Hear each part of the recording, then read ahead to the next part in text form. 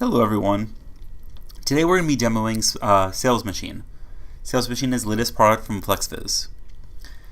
This is the login page. When you go to the login page and you click Submit, it will sign into the system.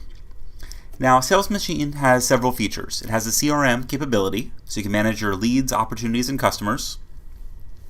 It has a point of sale module for invoices, payments, and billing reports. Most of the screens have a custom field designer, which allows you to create your own fields. I will show you that in a little bit.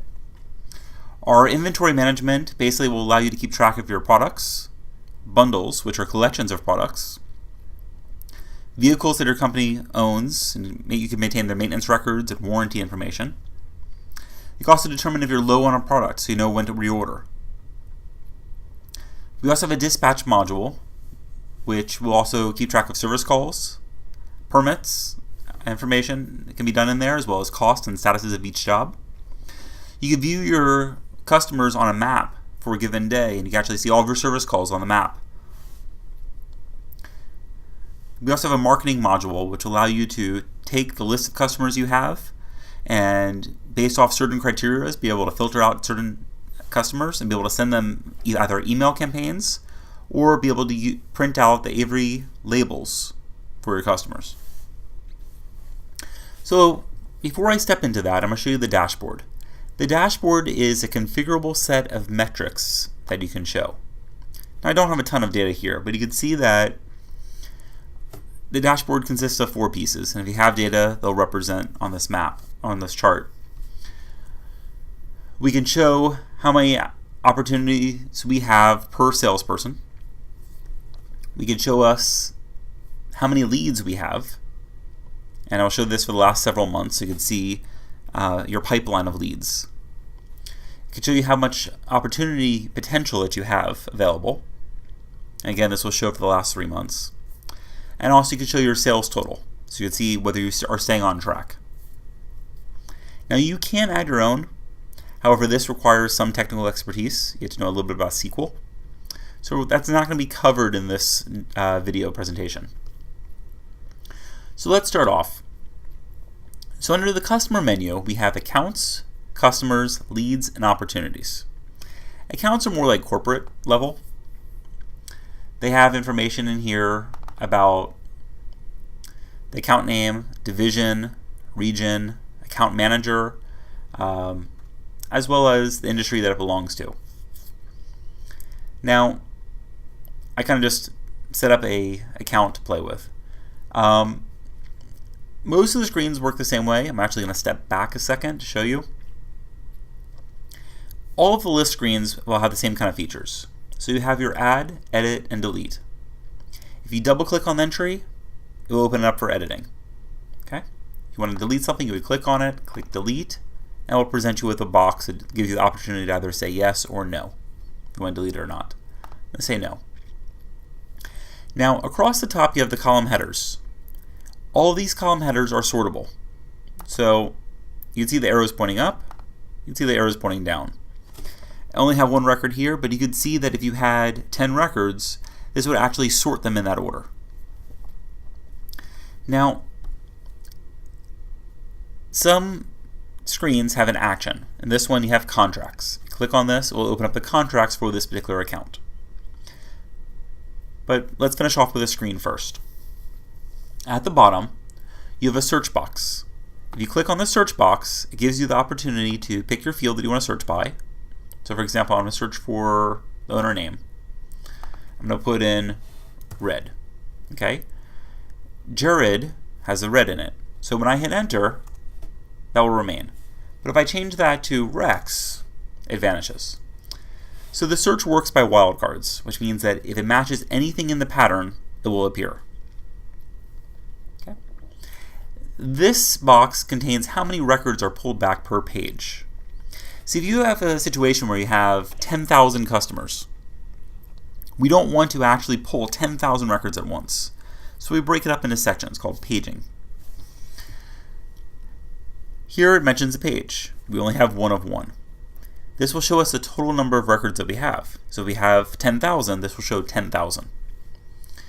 Now you could use this arrow to move 1 page at a time forward, and this will move 1 page at a time backwards.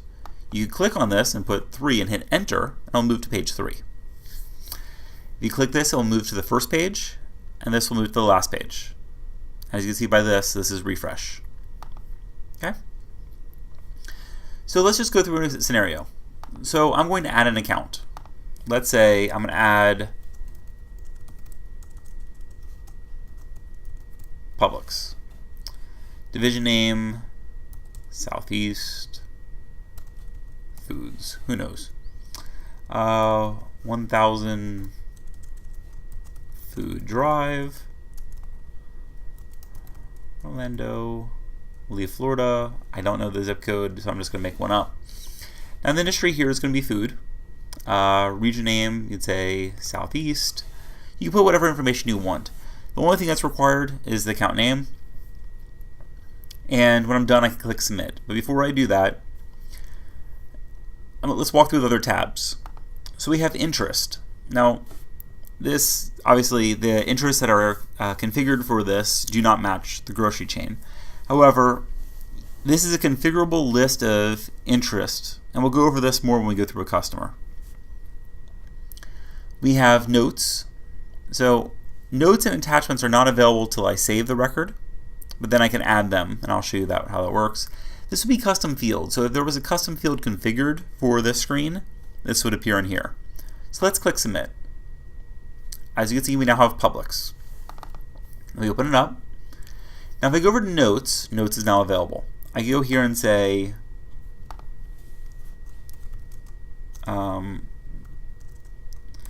customer wants to renew for another year. Okay? And when I click close, it keeps track of that. It keeps track of the user who added it, the date and time that it was added, and the comments. Attachments, you can go here and you can add an attachment. Attachment could be a contract, could be a purchase order, could be a business card. Any file can be added as an attachment. Okay. So this is the account screen. Just click save. Now again, you can see that the sorting does actually work. Now let's step into contracts. Okay. So I have a contract here saying that BNY Mellon purchased an extended warranty. It's a certain number of days. It's active. They have so many remaining, start date, end date, etc. I can just double click on it. I'll give you an option to edit this. So for a contract, I could say if it's active or voided, the period for the contract. You have different types of contracts. You might have days. You might have a perpetual, like for a particular period of time. You might have a value contract where you charge per call. And then this is a list of types that it could be. Manufacturers, extended warranty, and you can add your own. Okay. All right. Now we're moving on to leads. To get to leads, you start off with customer and go to leads. Leads are usually where your account information starts. Leads come into your system. You create them as leads. I've started filling one out here for the essence of time. You put whatever information you have available. Okay? We have the preferences, how they want to be contacted. Products they're interested in. Again, this is configurable, and there is other to be able to put their own. Notes, attachments. You also keep track of a call history to keep track of how many times you've contacted that lead. I said, for time's sake, I kind of filled one out. So I'm going to click submit on the lead, and it shows you the list. Now again, acts the same way as all the other screens. You can sort, you can edit. This one has a couple of new things. It has a concept called filters. So inside of a lead, there is a follow-up date. If the follow-up date is today or in the past, when I click on follow-up, it will filter it down to only show those. Now I don't have that quick filter on. So what it's doing is it's showing all the leads I have in my system. Now this one has two more options at the top. So you can do the typical add, edit, delete, but it also has CSV and Excel. So if I go here and click on CSV, what it's going to do is it's creating a customer export of your data.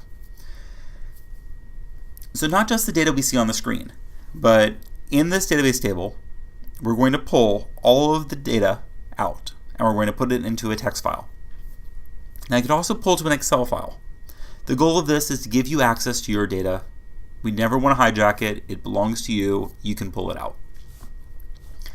Now, there is also this option. Because I entered an email address for the lead, the email button appears. If I click on it, it will open up my email tool, whether it's Outlook, Thunderbird, Yahoo Mail, and give me an option to send them a mail. Okay. Now, what ends up happening with a lead is once you talk to a lead and the lead, starts to respond, at a certain point you're going to move them over to a different type. So over here we can see this record type. Here it shows lead, opportunity, and customer. There is no restriction of how to move them. You can create one as a customer, or you can create it as an opportunity or a lead. So I'm going to drive it through the typical states. So lead becomes an opportunity. Okay? They sound interested. I'm going to send someone out there to get a quote, to give them a quote. So I can click submit. See how that user vanished? My customer vanished? He is no longer a lead. To find him, I now go to opportunities. I can find him here. Now opportunities have a couple of additional fields. So I can double click on it. Okay. So an opportunity has whether I want to add to a forecast, potential. So let's say you go out there and I'm selling solar panels.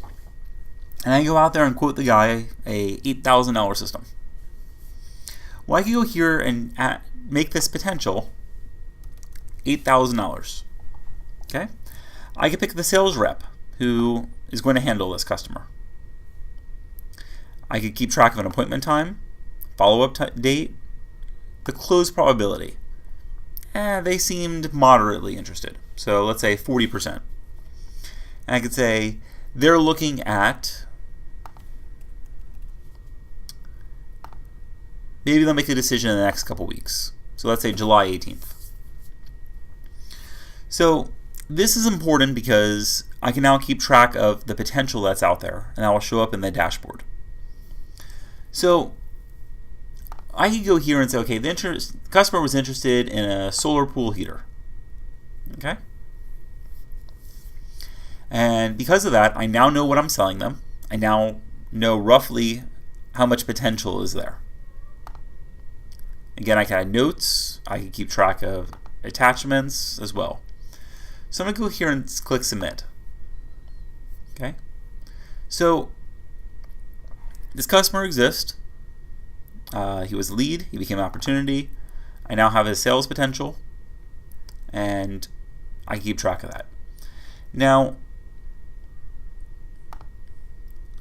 once you move from here, what you're going to do is the customer is going to come back and they want to buy something. So you have a couple of options. Just from the CRM side, we're just going to move them to a customer. Okay? By doing so, they will again vanish from the opportunity list, and they now appear in the customer list. Okay? The customer list has a couple more actions that are available. You create a job, which basically might be the installation of the product. You can view the equipment that you've sold them. And you can also still have your email. But you can also create a quote or an invoice for that customer. But I'll show that to you when we hit the invoice section. So at this point, we have our customer. Okay? We keep track of the system types that they have available. So we can go here and say he's interested in, let's say, pool solar. Click submit. Okay, I'm going to pick the builder. I'm going to say they want 10 panels. Type of panels is FAFCO. And they have a 1.5 horsepower pump. I go here and fill out other fields. Again, everything's optional. Okay. So that's now saved. So I'm going to go here and click refresh, and we can keep track of that. Now, you can see here how it's called field 1, 2, 3, 4. This is because if I pick a different system type, it's going to show different options that are available. So if I pick an AC, it's going to turn and say, how many tons do you want? So again, you click on this, you can see what they have. If a customer calls you, let's say 6 months later, and the customer wants to know they're having a problem with their system, you can actually look here and see when you installed it, what you installed, and know how to handle it. So again, the customer has the standard fields. Once they become a customer, they have certain details. Status. They have canceled, completed, install in progress, pending, scheduled, waiting for financing, and spiked. Now, you can add your own, you can edit your own. I'll show you that when we hit the administrative section. Details. Details 1 and 2 are actually custom fields. This allows you to create your own fields based off your business need. So in this case, you can see a lot of these fields, some of these are we actually saw when we were creating the solar for the pool system, type of panel, etc. But this allows you to create your own. So your business might have a specific need. Let's say you're selling software and you want to know if they want the Windows version or the Mac version. You create your own combo box with that field, and it will appear here. So again, this is custom based on your business need. Same with details too. These are all just custom fields. Preferences has how they want to be contacted. Interests we've already looked at. Now service calls will show you the calls that they have open. Invoices will show you any invoices that are against them. So if a customer calls you and they say, oh, I need service on my equipment, you might want to check invoices to make sure that they're up to date and they've paid. If not, you might want to turn and say, listen, I'm not coming out there because your account is a certain number of days old. The aging column here will show you how many days old it is, and balance due will show you whether anything is still owed. Okay. So let's step out of here, and let's step into View Equipment. Now, View Equipment allows you to manage your serial numbers, what you installed, and when. So I go here and say, okay, I installed this product. Okay, it's active. I installed it on June 30th. And it's good till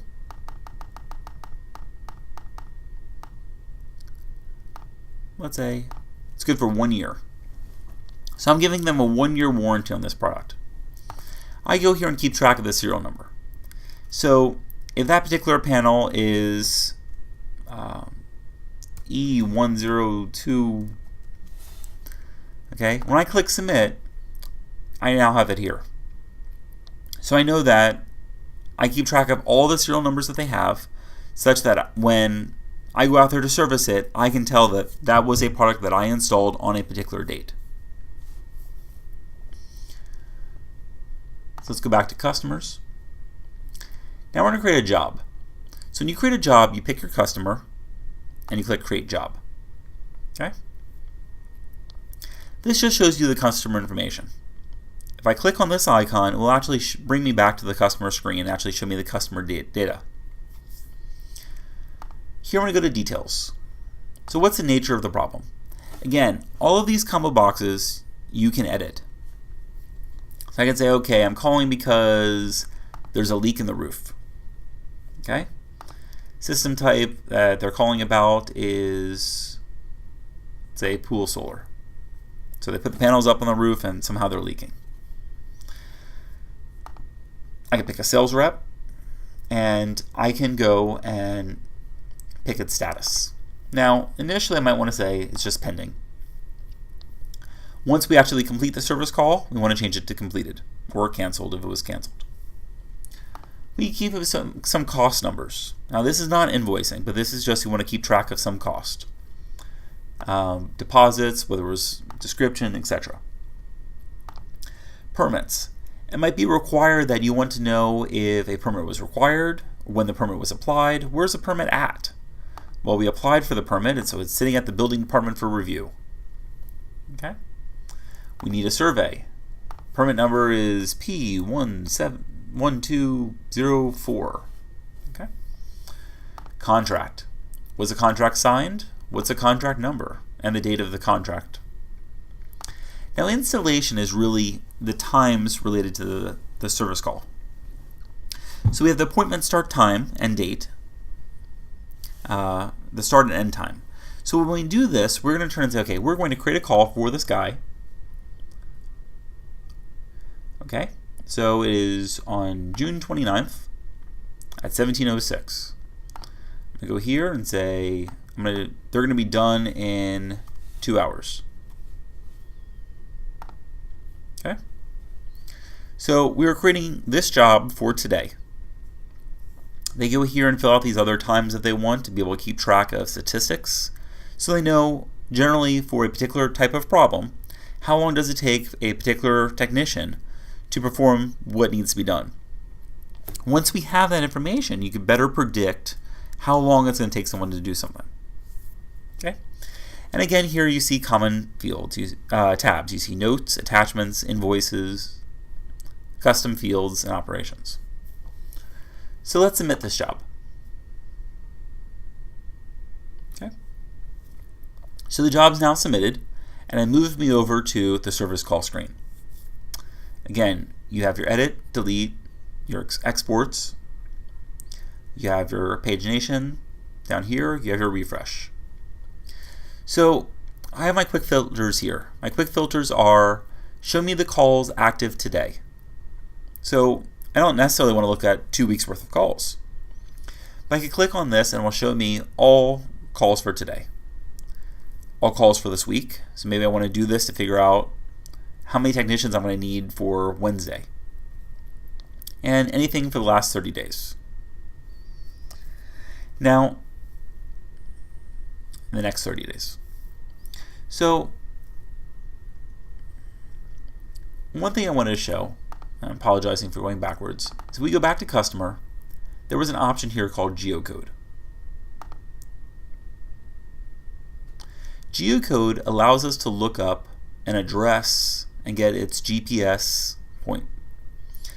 So it tries to do it based off the full address. If it can't do that, it tries to do it based off city, state, and zip. If it can't do that, it does it off of zip code. So here it looked up Heathrow, Florida, and it found 2 of them. Okay, the one we're looking at is in Heathrow, Seminole County. So I'm going to click select. See how this turned green? It means now I have a latitude and longitude for that call. Okay. So next we're going to go to the calendar. As you can see here, it's showing that we have a service call.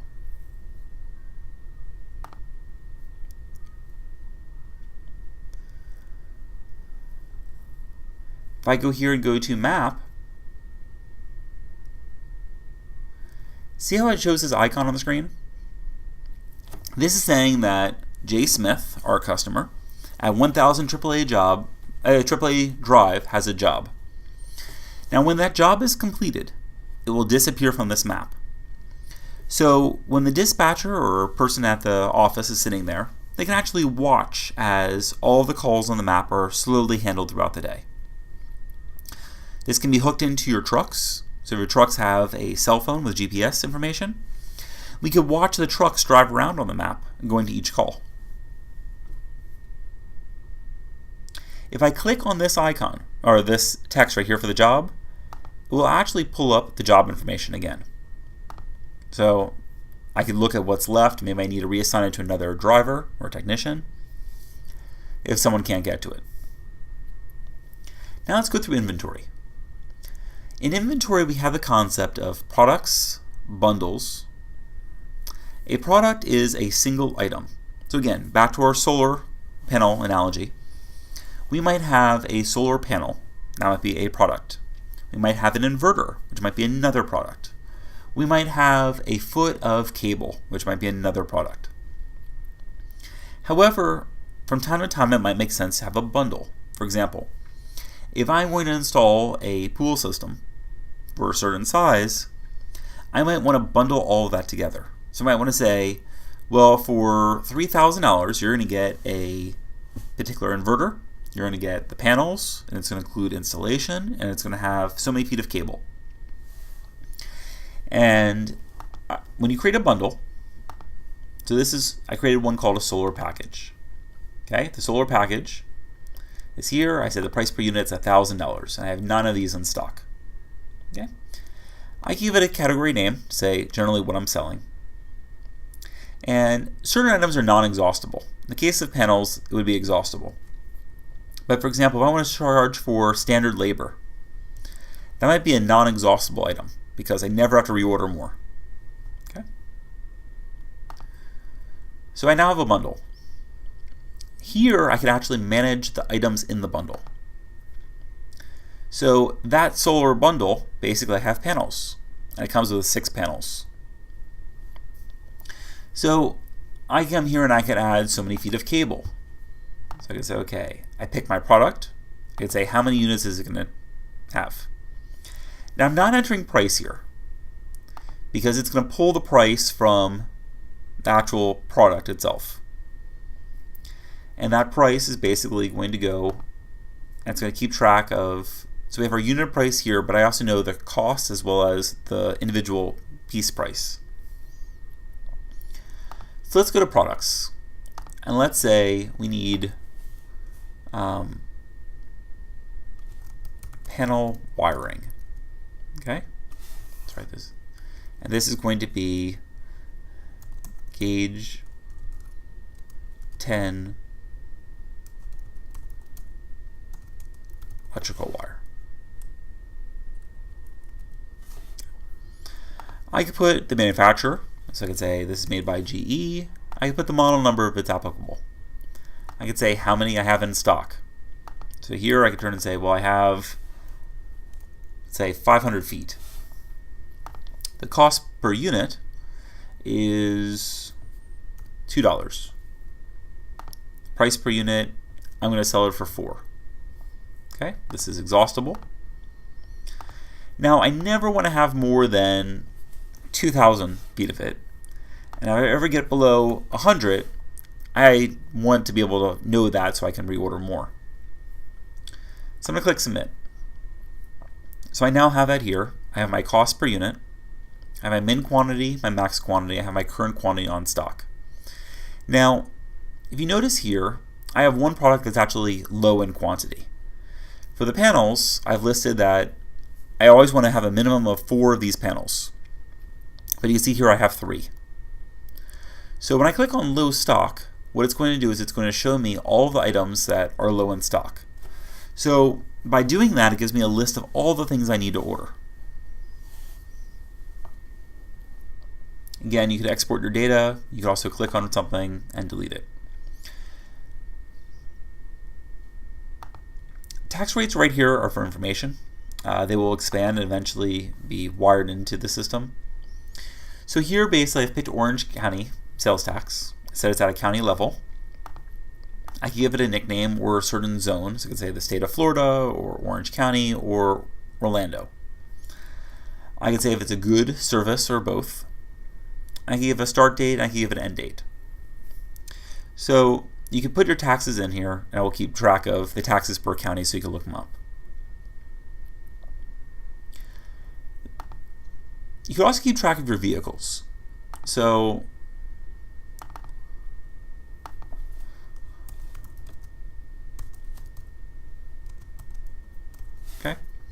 So here I'm listing that I have a Ford F-150 light brown, 184,000 miles. I purchased it for $19,400. I can keep track if I sell it. I can give it a status to say, the car is broken down, so it's off duty. Again, possibly if we get into the mobile arena, we keep track of the status based off the driver. We give it the make, model, year. We keep track of the next service date, description. You can also go in here to notes and you can say, okay, we had the car tire fixed, we had the carburetor repaired, and you keep track of when you do certain things.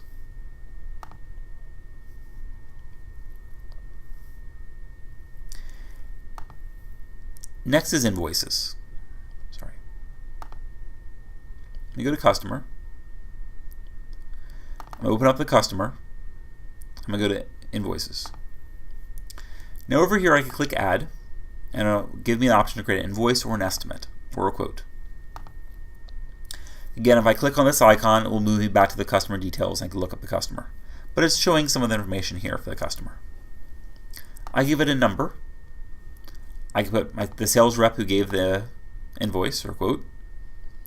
I can say this was done on the 30th. It is, let's say a quote. Let's say this is number 1. Okay? We click submit. Now we can put the grand total, we can put subtotal and commission, but these are actually, subtotal and grand total are actually calculated. Commission paid and lead cost, those you can put in here. Now,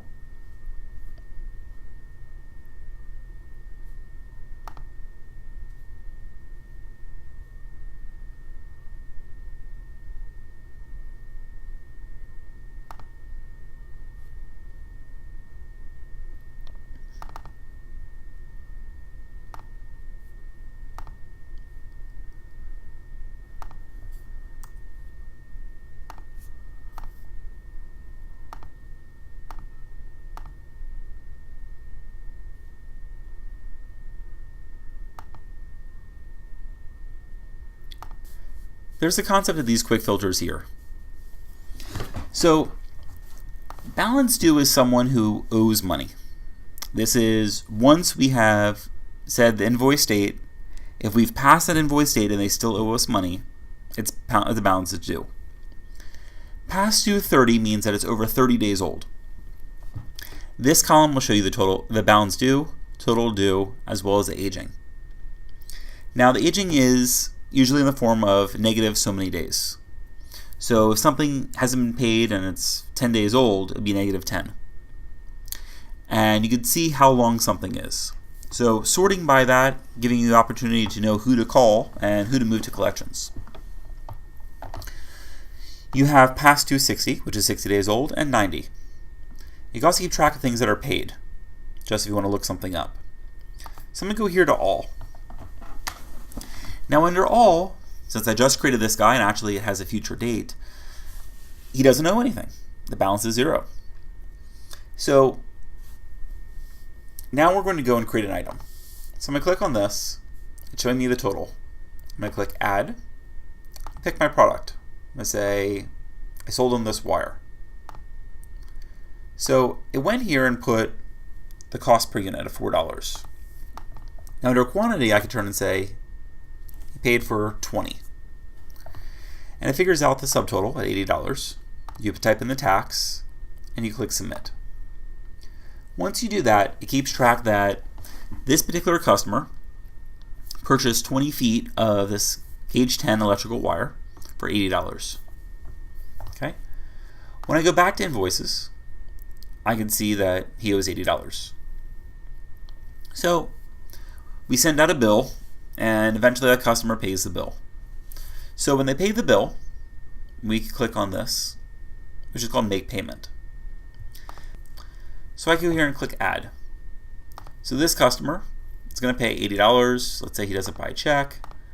And let's say we say number 410. Okay? I click Submit. He has a check payment. You can see the check icon of $80 right here. So I click back, go to all. He's there. The balance due is now 0. Okay? And he's now listed as paid. So if I click on this, it will create an invoice. The invoice is going to show the things that he's paid for, or the things that are paid, as well as the services that he had and invoice items. And we could print this out and send this to him. Okay. Shows customer information over here. These fields you could set up for your own company under settings. Shows that balance due is 0.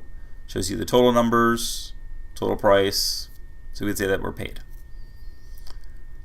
Okay. Now that we covered that, let's go into marketing. So in marketing allows you to create email campaigns that you could send to certain customers. Now ultimately, you don't want to send it out to all of your customers. You want to send it to particular customers that you want to filter out. So for example, selling a pool solar system, mailing to people who've already bought one, doesn't make sense. So this icon right here is the designer. Using the designer, you can design your email campaign. So this is called a what you see is what you get editor. I could click on things and I could move things around. I could click on the screen. So for example, let's say I want to change this text. I can. If you're familiar with HTML, you click on source and you edit your HTML itself. Whatever you draw, or whatever you create, or whether you put it in the HTML, will appear here. Now when we send out an email campaign, we send it individually to each email address that matches the criteria, and we send them your email that they will be able to see. When they're done, they click Save after editing it. This will save it to the system. Now, if I edit one of these, I give it a template. A template basically, when you create it, you can specify a template. And what that will do is that will copy an existing campaign over and give you something to start with. I could say the category type, whether it's an ad, a newsletter, or a coupon. This is important because based off of the preference of the customer, they might not want to see certain ones, and you could filter those out. Okay. Now, we can then go here and we can send out a campaign. So, when you send out a campaign, what you're going to do is you're going to pick a mailing list. I'm going to show you this one, and then I'm going to show you how we create our own mailing list. If I click on this icon, it shows me a preview. So this would show me all of the customers that would appear if I sent out this email. So before I send it, I can just go in here and make sure that I'm not sending it out to 1,000 people or anything else, unless that's my intent. In here I have no matches, which means that my filter didn't find anything to send. So I'm going to go over here back to marketing. We're going to open this up. If I want to click test, it gives me the option that I can type in an email address. And what it will do is it will email this campaign to probably your email address, just so we can make sure that the look and feel is what you want. And it is all the links work, everything's functional, before you would actually send it out to the real client list. Once you're happy with the campaign and you have a mailing list selected, you would click Finish. This would trigger the start of your emails actually going out of the system. So the next important piece is actually a mailing list. The mailing list, so let's open up my favorite customers. So you create one. I'm going to use this query builder. The query builder allows me to filter certain things out. So you can see here the city is Orlando. Okay. Now I'm going to pick Heathrow this time, because the user we created was Heathrow, Florida. Now when I click on the preview, we can see that customer's here. So this allows me to check who I'm going to send it to before I send it. We could use the test feature to basically send it to ourselves to verify that it is working as designed. And this will actually send out the email. Now there are certain fields you could set up in the email that allow it to be replaced. So for example, you can change the first name and last name to be what the customer actually be the customer's name. Let's go back to our mailing list. Now this is called mailing labels.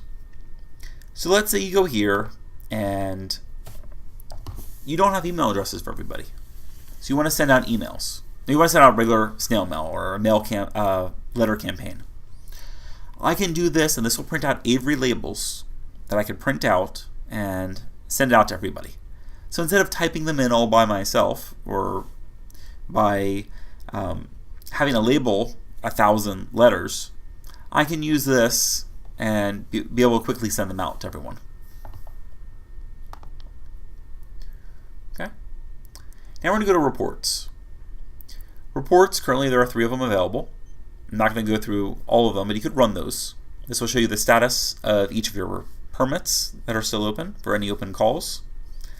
This will show you how many leads you've gotten in per source, per salesperson.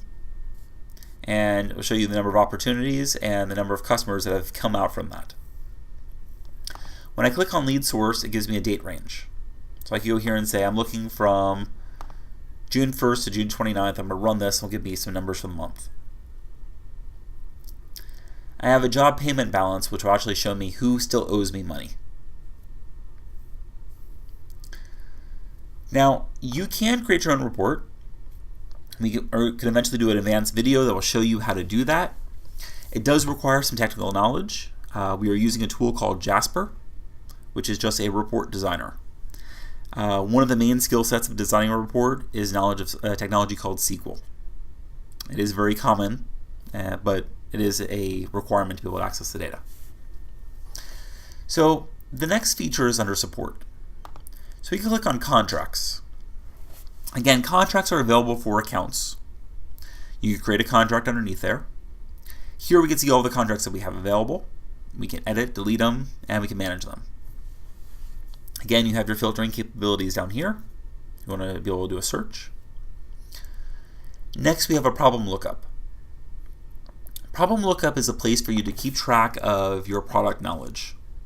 So for example, if I come here and I say this panel and I say low charging rate, okay? So let's say this is a common problem with the GE panels.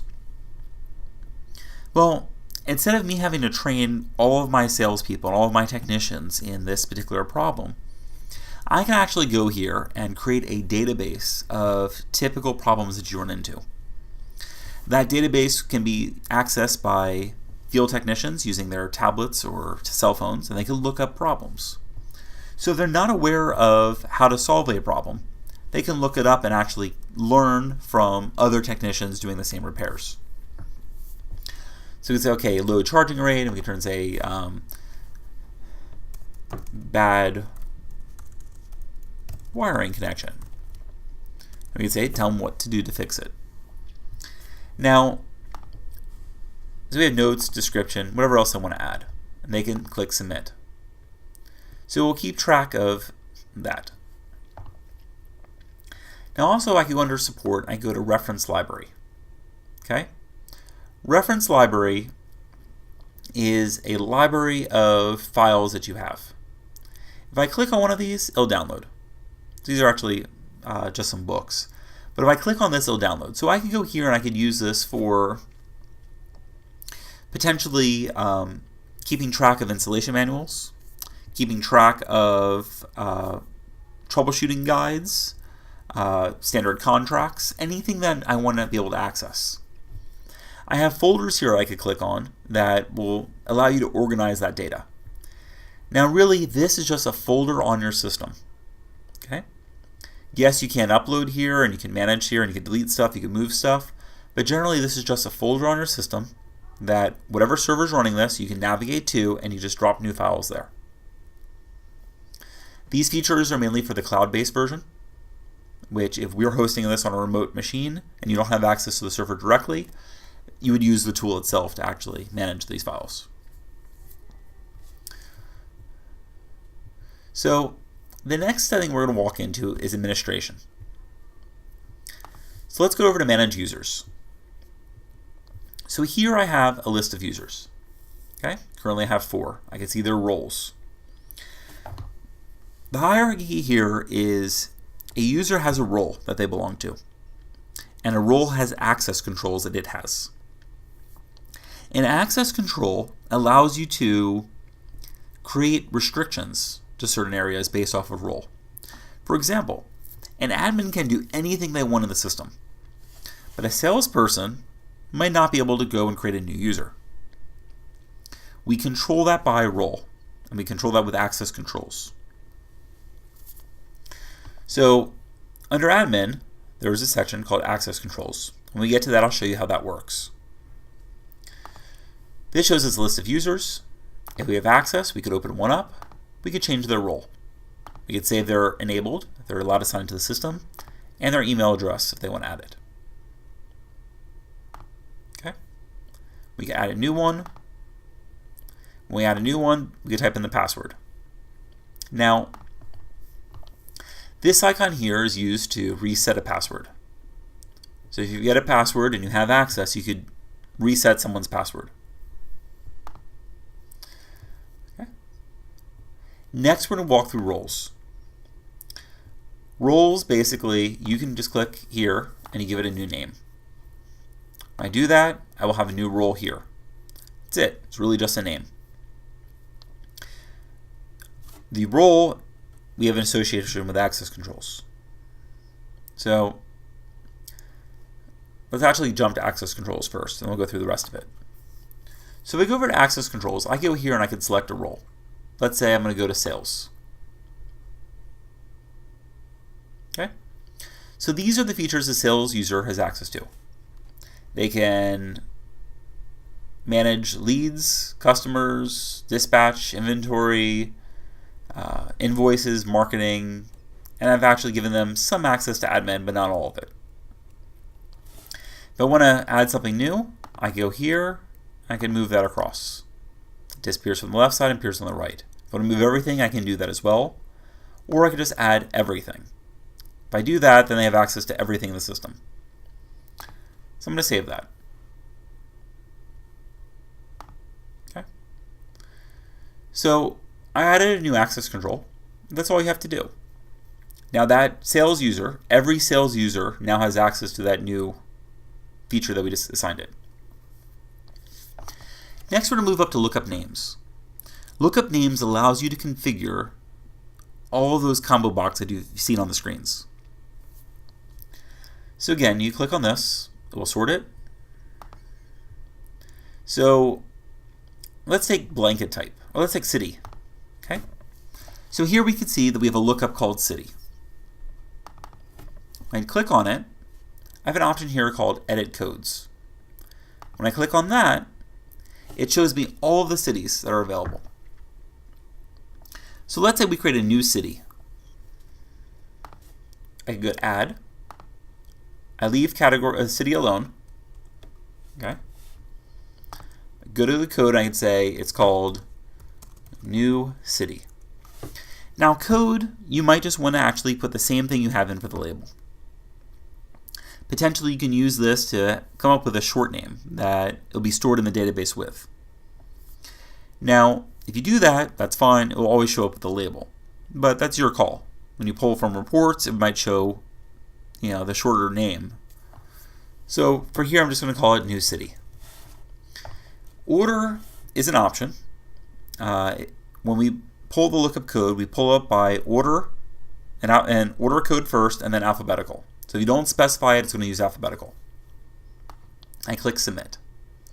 So this is the list of names. I could open one up. I could edit the code.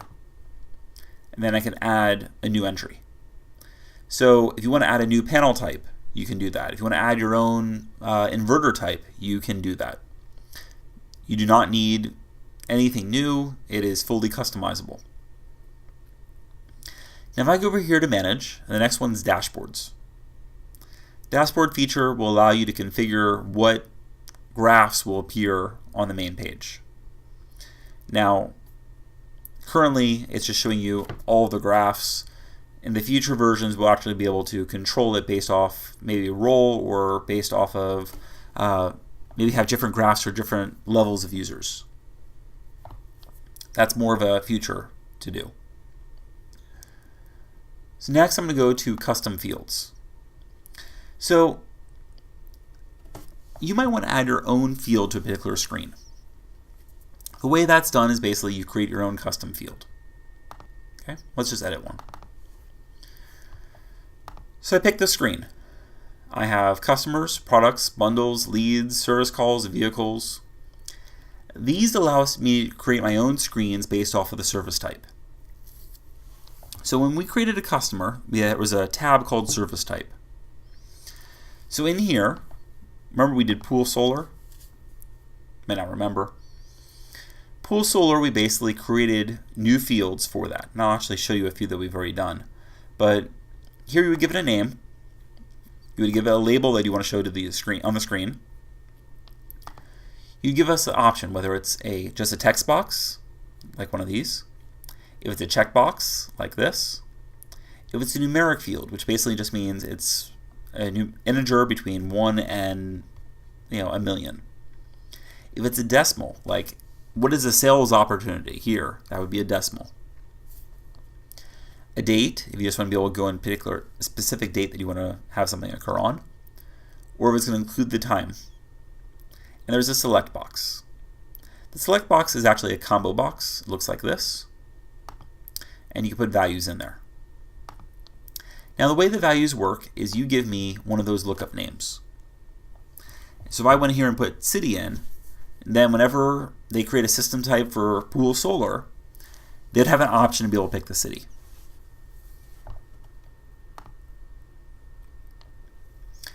Finally, we have settings. There are some fields that there are some settings for the system generally. And this is where you can go and you can create them, or you could configure them. The category gives you an idea of where it occurs. So we can see here we have invoice. Okay? So here we see the company line 1, 2, and I have 5. 1, 2, and 4. This allows me to change the invoice information on the invoice screen. There's the invoice number, which can be used to set up a default number for the invoice. We have the dispatch map, which gives us latitude and longitude to center the map at. So when you first open up the map, it will point to a specific spot on the map. We have global settings. This is the library path we saw when we went over to support reference library.